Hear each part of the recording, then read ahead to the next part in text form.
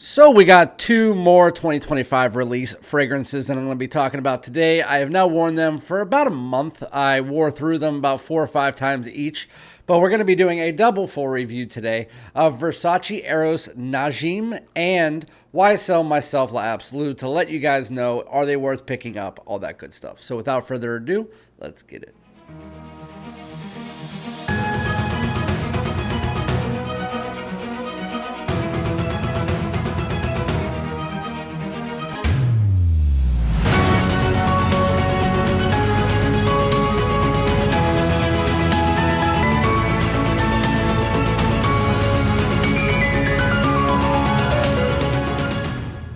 What's good, my great smelling dudes? Welcome back to my channel. My name is Randy, aka Fragrance Dude, back at you talking about some brand new release fragrances. Before we get into it, make sure to slap that like button. Also, comment below. Let me know if you've tried these, what you think of them. Obviously, we all have different tastes and different skin chemistries and stuff like that. So I understand if you're with me or if you're not, or if you're in the middle. It doesn't really matter. Just let me know in the comments. And then if you're not subscribed already, please do so. I told you at the beginning of the year, and I've continuously told you guys that unlike 2022, 23, and 24, when I picked up all of the brand new releases, like mainstream designer releases that year, this year I was not doing that anymore. I wanted to focus more on niche and just fragrances that I really wanted to pick up that I haven't been able to because I've been focusing on those designer releases because there's been like 60 a year. And that's a lot of money. Anyway, so I went through and I let you guys know in a video which fragrances I would be picking up that were new releases as far as full bottles, blind buying, stuff like that. And the ones that I wanted to either try out in store or I didn't want to blind buy because I just wasn't thrilled with the release.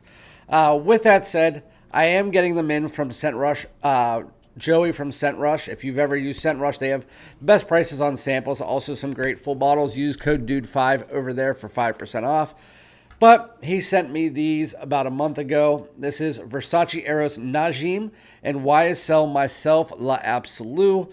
And we're going to be talking about them today now that I've worn them quite a few times, got to know them, and I've also tried them out in store or from other people sending them to me as well.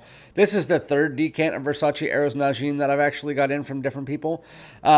Anyway, so we'll talk about that first, I guess. So this is Versace Eros Najim. Oh, it focused that time. So let me give you the note breakdown since this is a full review so you can understand it. Top notes are caramel and mandarin orange. Mid notes are cardamom and oud. Base notes are incense, patchouli, and vetiver. As far as the Eros line, people are one way or the other with them. You either like the line or you don't. I don't. I do. I don't hate it. I just think it's kind of like powdery old man-ish smell to almost the whole line. That's just the way it comes off to me. And I am 40, so I mean, I'm getting there anyway. But maybe I'll wear it sometime down the road. But it also has this weird sweetness where some people can construe it to be a younger crowd fragrance. So it's all depending on what it comes across to you on your nose. I do like, and the only one I do own is Versace Eros Flame. It has this nice blood orange that offsets that powder for me, and I enjoy it. It's not like one of my favorite fragrances in my collection, but to me, it's the best Eros. I also do like the original Eros over the EDP and the Parfum, but again, that's a moot point because I'm not a huge fan of them. Now we're going into this one, Versace Eros Najim. I actually like this one. Do I love it? No. This is kind of like on par. Like I will end up buying a bottle if it becomes like 50, 60 bucks like the other ones do. But it still has that Eros DNA, but it's probably the furthest away from it. It gets about as far away from it as the Eros Flame does, maybe a little bit more so. Because when you first spray this on, and it reminds me of quite a few fragrances. It almost reminds me of if you took Jean Paul Gaultier's Scandal, that kind of caramel aromatic woody fragrance, and you mix it together with like a vanilla heavy fragrance, almost like either the Scandal Absolute or Stronger With You Intensely, something like that. Because this is a sweet fragrance. It also has some spice and oud in it, but the oud is more of a designer oud. It's very kind of simplistic, almost like Stronger With You oud style, but a little bit more dialed back. This is really focusing on that amber, that caramel, depending on how you say it. But yeah, out of all of the Eros, at least based on the first like 6 wears of this, I actually like this. This was originally, I'm going to spray it on just for a second. I actually like this. This was originally released as a Middle Eastern exclusive, which I actually kind of find interesting because it doesn't really have this Middle Eastern facet to it. I mean, it does compared to like the Middle Eastern clones and stuff like that, but usually Middle Eastern exclusives, even like the 1 million Royal Oud and stuff like that, they had this specific kind of profile of spice and wood that you usually see in these Middle Eastern exclusives. And while this one does have it, this one is much more leaning on that sweetness, that amber. And I do have to say, this one does really strike me as being, again, the most different from the Versace Eros. So if you're not a big fan of the Eros line, I would definitely recommend trying this out. But if you're also not a big fan of like the sweetness bomb fragrances, like the Jean Paul Gaultiers, like the Versaces, like if you are not a big fan of those, this probably still isn't going to be your cup of tea. And to me, as you can tell, I could have ran out. I've had this for over a month. Well, I've had the decants for over a month. And it isn't something that I'm like running out to buy right now. My wife said it's nice. And when my wife says it's nice, she usually just means, yeah, it's all right. You have better stuff in your collection. And I agree. I do agree. But as far as the performance on the Eros Najim, I actually get about 7 hours. So it's a little bit better than most of the Versace Eros until you get to the Parfum. But I mean, 7 hours is 7 hours. You get good performance. It is, I'd say, about 4 to 5 feet for the first 2 to 3 hours. Does sit a little bit closer when it gets down to more of that spicy woody tone. And it gets to that pretty quickly. But if you're looking for a less sweet take on the Versace Eros DNA, like some people were saying, I still get a ton of sweetness from this. This is more amber spiced woods. And then you get a nice vanilla caramel mixture that comes through the whole fragrance. Again, it reminds me of almost like a slightly more masculine, woody spiced version of Scandal mixed with like Stronger With You Intensely, something like that. But it's very nice. I think that it's, again, a 7.5 to an 8 above average fragrance. I will pick it up at some point in time. Will I wear it? Like, I would wear it occasionally during the fall and winter. That's about it. But I think it's nice. I think it is better than Versace Eros Flame, but very, very slightly. All the other Eroses to me are like a 6.5 to a 7. Eros Flame's like a 7.5. This is like probably a 7.5 to an 8. So this is probably my favorite one, but I'd have to put them side by side, and maybe I will do a side-by-side comparison and a line breakdown at some point in time, but that's Versace Eros Najim. Definitely give it a try. Is it something that I think is, you need to stand up and go try it out now? Probably not. But now to get into the second one that's on our list. This one is YSL Myself Absolute. I've tried this like 40 times trying to hope to like it. And I do. I mean, I like it. It's just, I'm getting sick of Orange Blossom. I am getting sick of Orange Blossom. And so with that fact, let me give you the note breakdown. The top notes are bergamot, ginger, and cardamom. The mid notes are Orange Blossom, floral notes, and the base note is patchouli. So, yeah. When it comes to YSL Myself, the original, I really enjoyed it when it first came out. It was like, it wasn't the first one to do Orange Blossom, but it was kind of like one of the first mainstream designers to do it where it was prominent. Very, very nice, but then you kind of got the Polo 67s and all of that coming after it that had that same smell. You had the Altair with it, and so I'm starting to get sick of that style of DNA.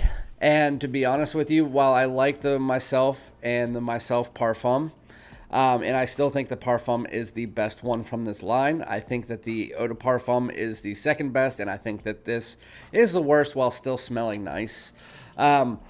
I think I was trying to smell the Najim.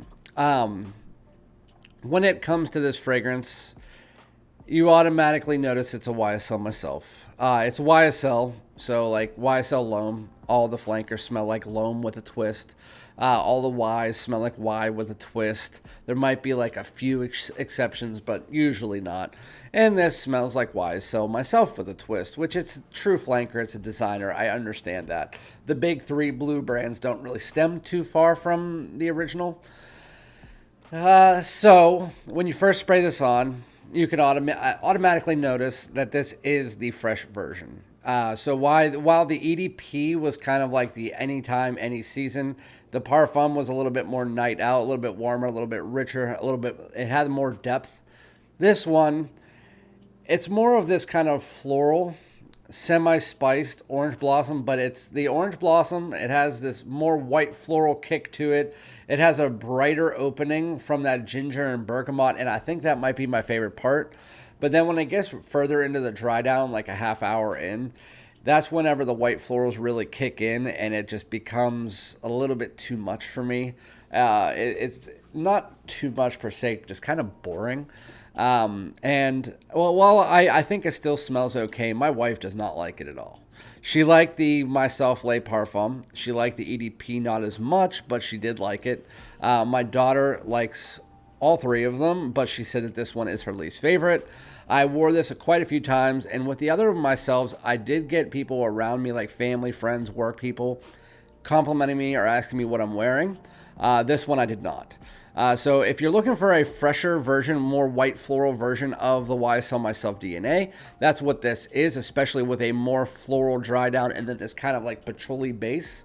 The patchouli is not heavy. It's more of just a slightly warmer patchouli underneath, but a fresh YSL Myself, more white floral heavy, a brighter opening from the bergamot and the ginger. If the ginger would have stayed, and this would have been more of a citrus ginger YSL Myself throughout the whole scent, I think I would have liked it more, because the opening 15 minutes I'd give like an 8 to an 8.5, while the dry down's more of like a 7.